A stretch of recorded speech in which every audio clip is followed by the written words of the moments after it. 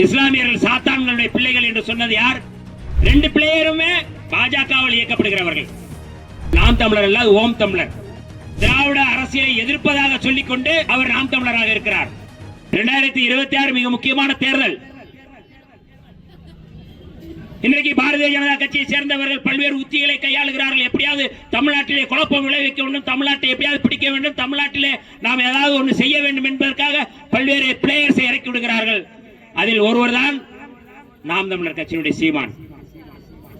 அது நாம் தமிழர் அல்ல, ஓம் தமிழர். பாஜகவுடைய தொங்கு சதையாக அவருடைய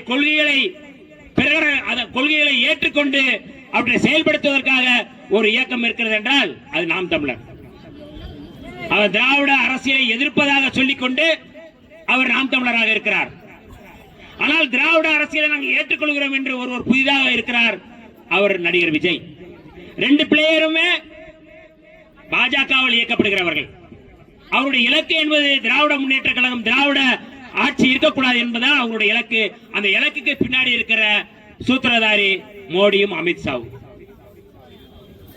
இஸ்லாமியர்கள் சாத்தான்களுடைய பிள்ளைகள் என்று சொன்னது யார்? சீமான். இதுபோன்ற செய்திகளை மேலும் தெரிந்து கொள்ள எங்களது யூடியூப், Facebook மற்றும் Twitter ஆப்களை சப்ஸ்கிரைப் செய்யவும்.